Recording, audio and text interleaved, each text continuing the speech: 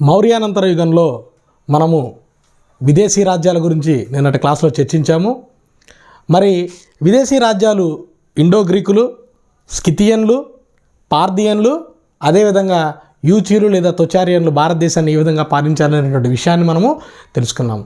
అదేవిధంగా ఉత్తర భారతదేశంలో మనకి అదే కాలంలో కొన్ని స్వదేశీ రాజ్యాలు కూడా ఉన్నాయి. ఆ డిస్కషన్ని మనం ఈరోజు క్లాస్లో చర్చిద్దాం. స్వదేశీ రాజ్యాల్లో ముందుగా శుంగరాజ్యము. ఈ శుంగరాజ్యం గురించి మనం డిస్కస్ చేద్దాము.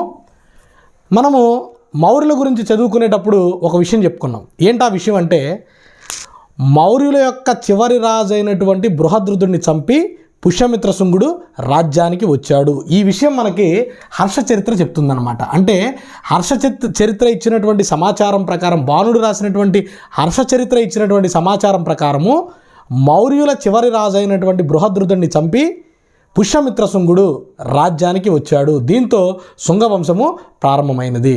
ఆ విషయాన్ని మనము గుర్తుపెట్టుకోవాలి. ఈ శుంగరాజులు భరద్వాజ గోత్రానికి చెందిన వాళ్ళు. భరద్వాజ గోత్రానికి చెందిన వారు. దాంతోపాటుగా వీరి యొక్క రాజధాని విదిశ. అంటే చూడండి, పాటలీపుత్రం రాజధానిగా మౌర్యులు ఉన్నారు, కానీ వీళ్ళ రాజధాని విదిశ అనేటువంటి నగరము వీళ్ళ యొక్క రాజధానిగా ఉన్నది. పురాణాలు మొత్తము 10 మంది రాజుల గురించి మనకు సమాచారం ఇస్తున్నాయి. 10 మంది రాజుల ప్రస్తావన, ఈ యొక్క 10 మంది రాజుల ప్రస్తావన పురాణాలలో మనకి కనిపిస్తుంది. అంటే పురాణాల ప్రకారం శుంగవంశ రాజులు మొత్తము 10 మంది. ఈ విషయాన్ని మనము గుర్తుపెట్టుకోవాలి. మొట్టమొదటి వ్యక్తి పుష్యమిత్ర శుంగుడు. ఈ పుష్యమిత్ర శుంగుడు గురించి మనకున్నటువంటి సమాచారం ఏమిటి? మౌర్యుల చివరి రాజు అయినటువంటి బృహద్రుదుడిని చంపి పుష్యమిత్ర శుంగుడు రాజ్యానికి వచ్చాడు. ఇతనే శుంగవంశ పాలకుడు, శుంగవంశ స్థాపకుడు. ఇతని కాలంలో పతంజలి అనేటువంటి ఒక కవి ఉన్నాడండి. ఇతను మహాభాష్యము అనేటువంటి గ్రంథాన్ని రచించాడు.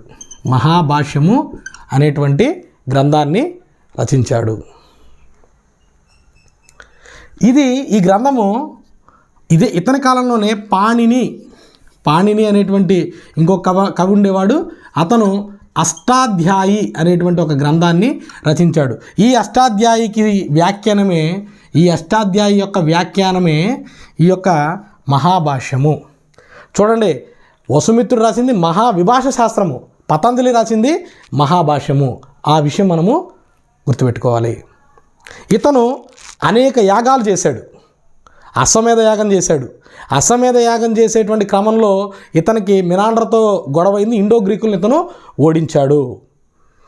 ఇతని కాలంలోనే దక్కన ప్రాంతాన్ని పరిపాలిస్తున్నటువంటి మహామేఘ వంశానికి చెందినటువంటి రాజు కారవేలుడు ఈ పుష్యమిత్ర శుంగుడిని ఓడించి మగధలో ఉన్నటువంటి జైన విగ్రహాన్ని కళింగకు తరలించాడు. ఆ విషయము తెలుసుకోవాలి. ఈ జైన విగ్రహం గురించి లాస్ట్ గ్రూప్ 1లో మనకి బిట్ అడిగారని నేను మీకు చాలాసార్లు చెప్పాను. అంటే కళింగలో ఉన్నటువంటి జైన విగ్రహాన్ని మగధకు తరలించినటువంటి చక్రవర్తి ఎవరు అని అంటే మహాపద్మనందుడు. ఆ మహాపద్మనందుడు తీసుకెళ్ళినటువంటి ఆ జైన విగ్రహాన్ని తిరిగి పుష్యమిత్ర శుంగుని కాలంలో కారవేలుడు కళింగకు తీసుకొని వచ్చాడు. ఆ విషయాన్ని మనము గుర్తుంచుకోవాలి. ఈ మహాభాష్యము గురించి ఇదేంటంటే సంస్కృత వ్యాకరణ గ్రంథం అండి. అది ఏ టైపు బుక్ అనేది కూడా మనల్ని అడుగుతారు. ఇది సంస్కృత వ్యాకరణం మీన్స్ ఒక గ్రామర్ బుక్ అన్నమాట. ఇది అంటే అష్టాధ్యాయి రాసినటువంటి వ్యాఖ్యానం. ఈ అష్టాధ్యాయియే చూడండి, దేశంలో తొలి లౌకిక గ్రంథము ఏంటి అని అంటే పాణిని రాసినటువంటి అష్టాధ్యాయి. లౌకిక గ్రంథము అంటే ఏంటంటే మతానికి సంబంధం లేనటువంటి గ్రంథము. దేశంలో తొలి సాహిత్య గ్రంథాలు ఏమిటి అని అంటే తొలి గ్రంథాలు ఏమిటి అని అంటే వేద సాహిత్యం.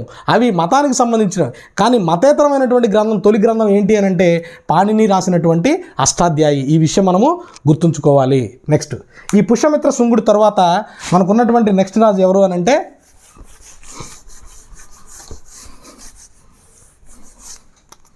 అగ్నిమిత్రుడు. ఇతను అగ్నిమిత్రుడు. రెండో రాజు. అంటే పుష్యమిత్రుడి యొక్క కుమారుడు అగ్నిమిత్రుడు. ఈ అగ్నిమిత్రుడు గురించి మనకున్నటువంటి సమాచారం ఏమిటి అని అంటే, కాళిదాసు ద లెజెండరీ స్కాలర్ అండి, సంస్కృతంలో అత్యంత గొప్ప కవి కింద చెప్పబడతాడు. ఈ కాళిదాసు ఒక పుస్తకం రాసినండి, ఒక కావ్యం, దాని పేరు ఏంటంటే మాళవికాగ్న మిత్రం. ఈ మాళవికాగ్న మిత్రంలో ఈ యొక్క అగ్నిమిత్రుడు ప్లస్ ఈ మాళవిక, ఈ ఇద్దరు స్టోరీ కూడా మనకి చెప్పబడుతుంది.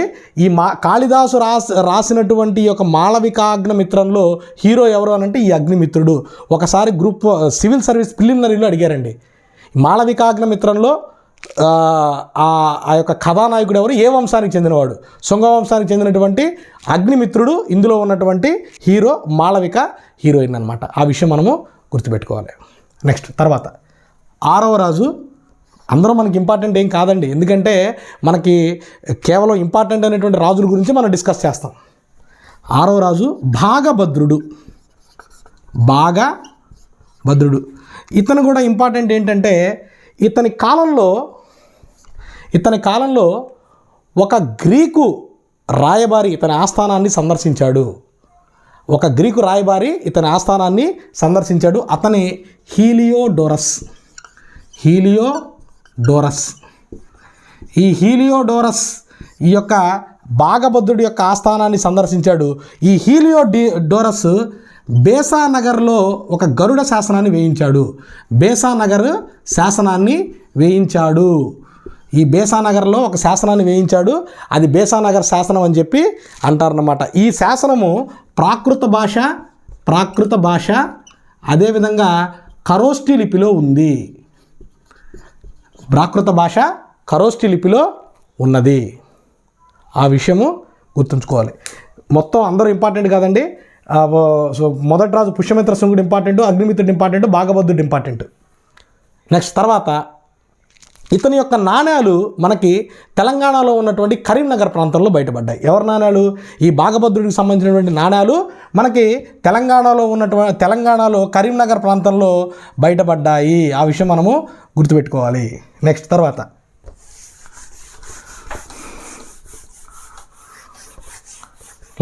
Last person Devabhuti.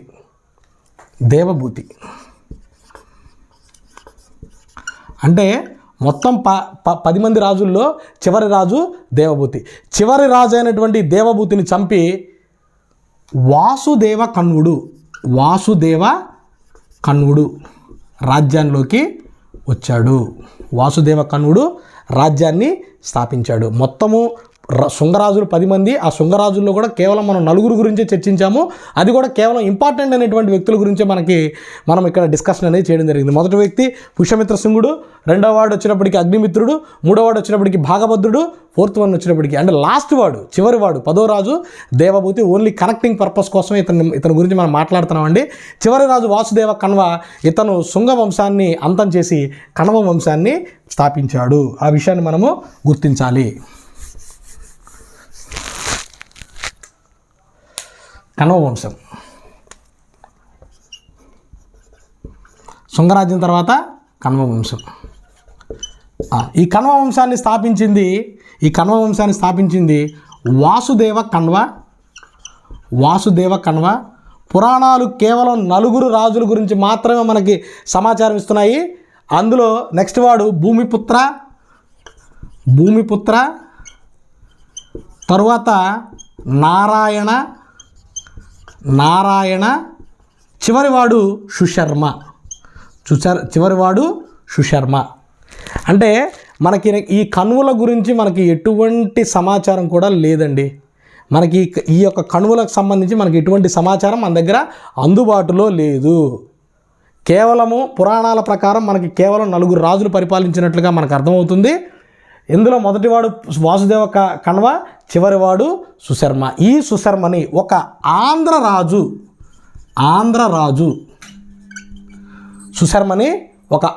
రాజు చంపి ఈ రాజ్యాన్ని అంతం చేశాడు.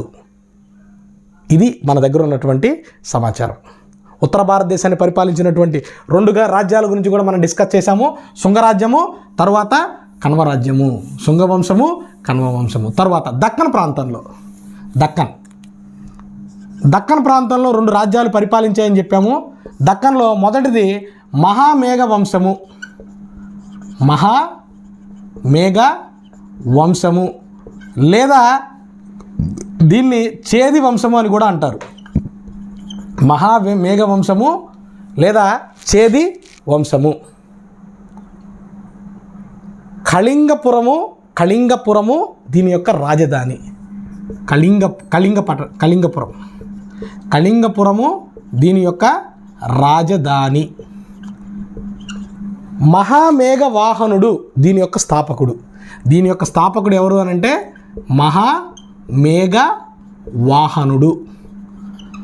మహామేఘవాహనుడు దీని యొక్క స్థాపకుడు. అయితే ఈ యొక్క చేది రాజ్యంలో మనకి ఇంపార్టెంట్ అయినటువంటి ఒకే ఒక పర్సనాలిటీ ఉన్నాడండి. అతని పేరు కారవేలుడు. ఈ కారవేలుడు జైన మతాభిమాని. ఇతను ఉదయగిరి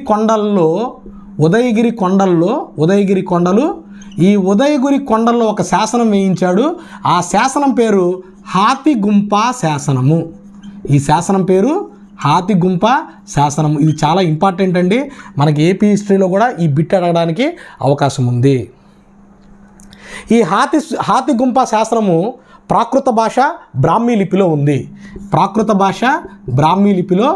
ఉన్నది. ఆ విషయం మనము గుర్తుపెట్టుకోవాలి. ఈ శాసనంలో ఉన్నటువంటి కంటెంట్ ఏంటంటే, వరదల్లో ధ్వంసమైనటువంటి తన రాజధాని కళింగ నగరిని తిరిగి నిర్మించాడు. రెండోది, పాటలీపుత్రంపై 2 సార్లు దండెత్తాడు. ఈ హాతిగుంపా శాసనము దక్షిణాది రాజ్యాలు అంటే తమిళ రాజ్యాల గురించి ప్రస్తావిస్తున్నటువంటి 2వ శాసనం. తొలి శాసనం ఏంటంటే అశోకుడి శాసనాలు దక్షిణాది రాజ్యాల గురించి మనకు సమాచారం ఇస్తున్నాయి.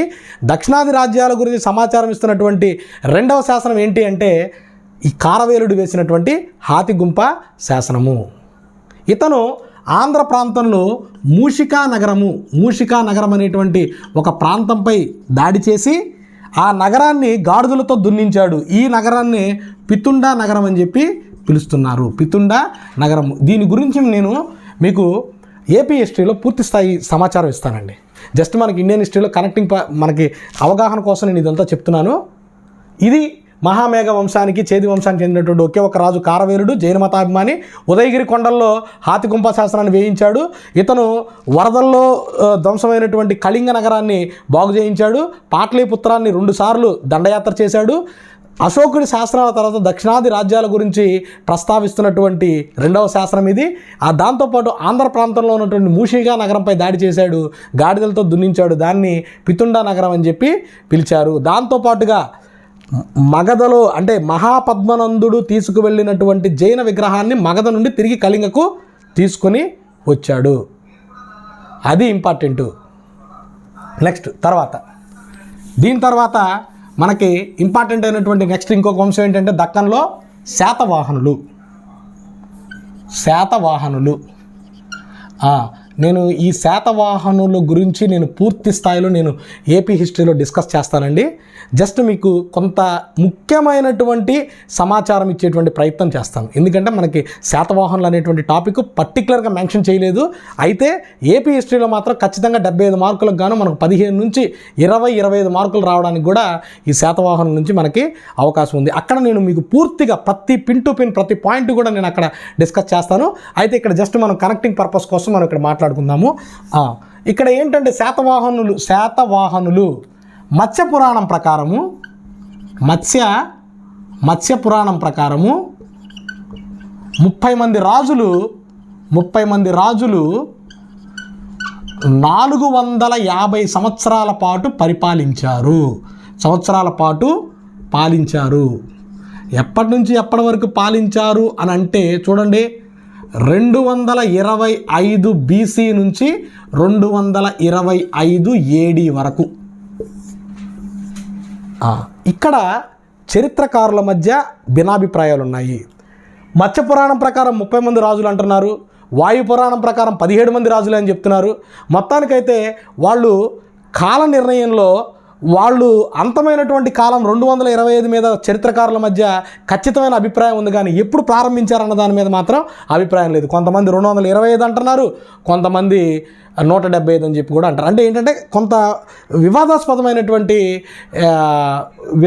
వాక్యాలు వీళ్ళ యొక్క ప్రారంభంలో ఉన్నాయి. చివరి 225 అన్నదాన్ని అందరూ యాక్సెప్ట్ చేస్తున్నారండి. 225 ఏడీలో శాతవాహన వంశం అనేది అంతరించింది అనేటువంటి విషయాన్ని అందరూ కూడా యాక్సెప్ట్ చేస్తున్నారు. కానీ అది ఎప్పుడు ప్రారంభమైనది అన్న దాని మీదే చరిత్రకారుల మధ్య భిన్నాభిప్రాయాలు ఉన్నాయి. అవన్నీ కూడా మనం ఏపీ హిస్టరీ అప్పుడు డిస్కస్ చేస్తాం. అయితే ఈ యొక్క శాతవాహనుల యొక్క రాజధానులు 4 ఉన్నాయండి. రాజధానులు ఒకటి ప్రతిష్టానపురము, దీన్నే పైథాన్ అని కూడా అంటారు. ప్రతిష్టానపురము, పైథాన్ అని కూడా అంటారు. ఇది మహారాష్ట్రలో ఉంది. తర్వాత దీని తర్వాత ఇంకొక రాజధాని ఏంటంటే కోటిలింగాల. ఈ కోటిలింగాల అన్నది తెలంగాణలో ఉంది. దాంతోపాటు ఆంధ్ర ప్రాంతంలో శ్రీకాకుళము, దాంతోపాటు ధాన్య కటకము, ఈ రెండు కూడా ఏపీలో ఉన్నాయి. అంటే నాలుగు రాజధానులు శాతవాహనులకు ఉన్నాయి. ఇందులో మొట్టమొదటి వ్యక్తి శ్రీముఖుడు. నేను వీళ్ళ గురించి డిస్కస్ చేస్తానండి. మొట్టమొదటి వ్యక్తి శ్రీముఖుడు. ఈ శ్రీముఖుడే ఈ రాజ్యాన్ని ప్రారంభించినటువంటి తొలి రాజు, ఫస్ట్ రాజు అనమాట. నెంబరింగ్ వేస్తున్నాను ఇక్కడ. రాజ్యాన్ని పరిపాలించినటువంటి మొట్టమొదటి రాజు. ఇతని యొక్క నాణ్యాలు కోటిలింగాలలో మనకి లభ్యమయ్యాయి. నాణ్యాలు కోటిలింగాలలో లభ్యమయ్యాయి. ఇతని తర్వాత రెండో వ్యక్తి శాతకర్ణి 1, అంటే మొదటి శాతకర్ణి. ఈ మొదటి శాతకర్ణి యొక్క భార్య నగానిక వేసినటువంటి నానాఘాట్ శాసనము ఇతని యొక్క విజయాల గురించి మనకి తెలియచేస్తుంది. నానాఘాట్ శాసనము లేదా నానాఘాట్ ప్రశస్తి అని కూడా అంటారు. నేను చెప్పాను శాసనాలు 3 రకాలు: దాన శాసనాలు, ప్రశస్తీలు, అదేవిధంగా ఎడిక్ట్స్ అని చెప్పాను. ఇది ప్రశస్తి అంటే రాజు యొక్క గొప్పతనాన్ని గురించి తెలియచేసేటువంటి శాసనము. ఇతనికి అప్రతిహత చక్ర,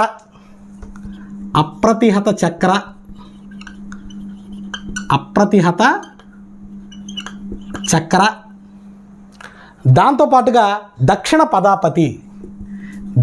పదాపతి అనేటువంటి బిరుదులు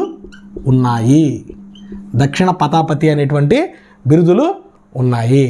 ఇతను అశ్వమేధ యాగాలు, రాజసూయ యాగము, అనేక యాగాలు చేశాడు. అంటే యాగాలు చేశాడు అంటే దాని అర్థం మనం ఎందుకు యాగాలు చేశాడని చెప్తున్నాం అంటే అతను వైదిక మతాన్ని ఆదరించాడు అనేటువంటి విషయాన్ని మనము గుర్తుపెట్టుకోవాలి. ఒక రాజు యాగాలు చేస్తున్నాడు అని అంటే అతను వైదిక మతాన్ని అవలంబించాడు అనేటువంటి విషయాన్ని మనము గుర్తుంచుకోవాలి. అందుకే నేను చెప్తున్నాను.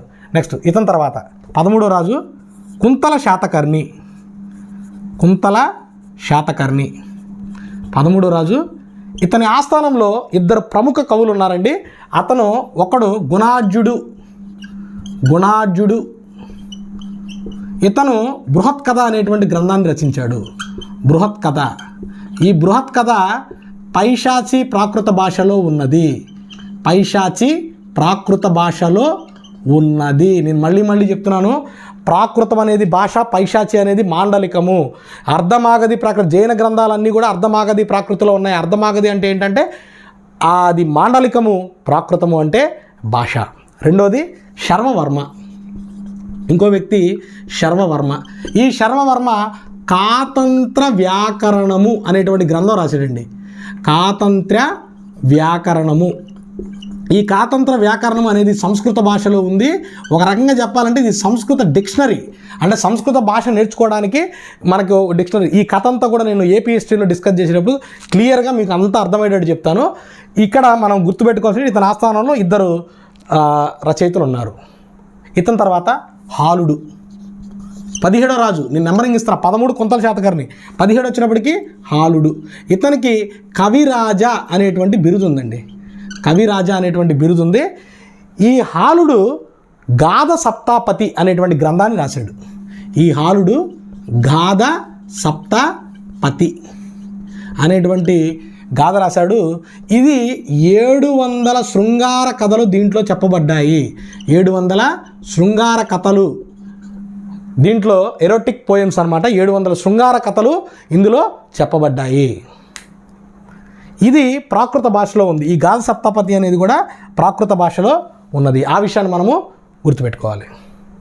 నెక్స్ట్ తర్వాత 17 అయిపోయింది. నెక్స్ట్ ఇంపార్టెంట్ అయినటువంటి రాజు 23వ రాజు. 23వ రాజు శాతవాహనుల రాజులందరిలో కూడా అత్యంత ఇంపార్టెంట్ అయినటువంటి వ్యక్తి గౌతమీపుత్ర శాతకర్ణి. గౌతమీపుత్ర శాతకర్ణి ఇతన్ని ఇంతకుముందు మనం స్కితియన్ల గురించి చర్చించేటప్పుడు బరుకచ్చ రాజధానిగా పాలిస్తున్నటువంటి క్షహరాట వంశీయుల రాజు నహపానుని చంపాడు అని చెప్పి మనం చెప్పుకున్నాము. ఈ గౌతమీపుత్ర శాతకర్ణి యొక్క విజయాల గురించి మనకు తెలియజేస్తున్నటువంటి ఇది ఏంటి అంటే తెలియజేస్తున్నటువంటి శాసనం గౌతమి బాలాశ్రీ, అంటే ఈయన తల్లిగారు వేయించినటువంటి గౌతమి బాలాశ్రీ వేయించినటువంటి నాసిక్ శాసనము లేదా నాసిక్ ప్రశస్తి. చూడండి, ఇంకొక విషయం చెప్తున్నాను. గౌతమి బాలాశ్రీ ఈ నాసిక్ శాసనాన్ని తర్వాత వచ్చే రాజు కాలంలో వేయించింది. గౌతమీపుత్ర శాతకర్ణి కాలంలో వేయించలేదు, తర్వాత కాలంలో వేయించింది. ఆ విషయం మనం గుర్తుపెట్టుకోవాలి. ఇతని కాలం నుంచే మాతృ సంజ్ఞలను ఉపయోగించడం మొదలుపెట్టారు. అంటే పేరుకు ముందుగా మాతృ సంజ్ఞలను ఉపయోగించడం మొదలుపెట్టారు. ఇక్కడ ఒక విషయం ఏంటంటేనండి, చాలామంది చరిత్రకారులు ఏం చెప్తారంటే మాతృ పేర్లను ఉపయోగించారు కాబట్టి ఇది ఫీమేల్ డామినేటెడ్ సొసైటీ అని చెప్తారు. కానీ ఫీమేల్ డామినేటెడ్ సొసైటీ కాదండి. విషయం ఏంటంటే ఆ రోజుల్లో రాజుకి అనేక మంది భార్యలు ఉండేవాళ్ళు, అనేక మంది కుమారులు కలిగి ఉండేవాళ్ళు. ఐడెంటిఫికేషన్ కోసం ఎవరి కుమారుడో ఎవరో తెలుసుకోవడానికి రాజుకి ఇబ్బందిగా ఉంటుంది కాబట్టి కొడుకు పేరు ముందు వాళ్ళ అమ్మ పేరుని చేర్చేవాళ్ళు అనమాట. అంటే ఆ కొడుకు ఎవరి కుమారుడివి అంటే రాజు తండ్రి ఒక్కడే, కానీ రాజుకు అనేక మంది భార్యలు ఉండేవాళ్ళు కాబట్టి ఆ కొడుకు ఆ కుమారుడు ఎవరికి చెందినటువంటి ఏ భార్యకి చెందినటువంటి బిడ్డో తెలుసుకునేటువంటి క్రమంలో భాగంగా ఈ యొక్క మాతృ సంజ్ఞలను ఉపయోగించారు అనేటువంటి విషయం. అంటే పలానా గౌతమి బాలాశ్రీ యొక్క కుమారుడు, అందుకే గౌతమిపుత్ర శాతకర్ణి. ఇటువంటి ఒక వాదాన్ని మనకి చరిత్రకారులు చెప్తూ ఉంటారండి. ఇతనికి అనేక రకాలైనటువంటి బిరుదులు ఉన్నాయి. ఇతని బిరుదులు ఏంటంటే ఏక బ్రాహ్మణ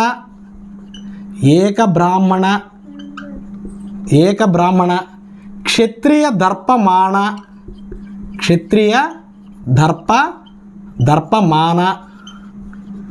త్రిసముద్ర లోయ పీతవాహన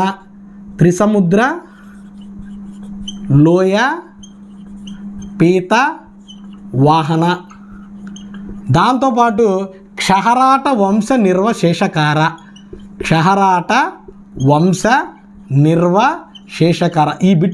ఈ బిరుదు మనం చదువుకున్నామండి. నిర్వశేషకార ఈ బిరుదుని మనం ఇంతకుముందు చదువుకున్నాం. చూడండి, ఏక బ్రాహ్మణ అంటే ఒకే బ్రాహ్మణుడు, క్షత్రియ దర్పమాన, అదేవిధంగా త్రిసముద్ర లోయ పీతమాన.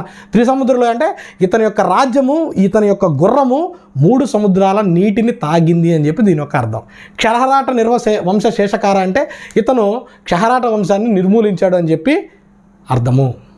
నెక్స్ట్ ఇతని తర్వాత 24వ రాజు వాసిష్ఠిపుత్ర పులోమావి 1.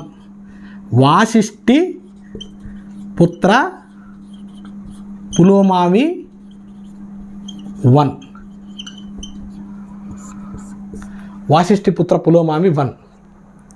ఇతని రాజధానిని ధాన్య కటకానికి మార్చాడు.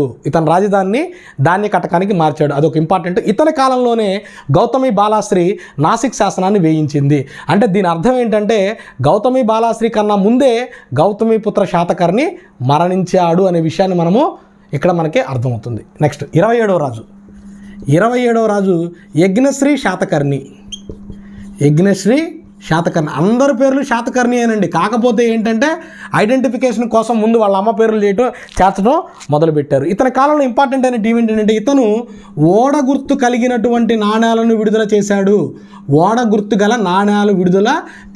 దాంతోపాటు ఆచార్య నాగార్జునుడు అంటే మహాయాన బౌద్ధ మతానికి చెందినటువంటి ఆచార్య నాగార్జునుడు ఇతనికి సమకాలికుడు. నాగార్జునుడు సమకాలికుడు.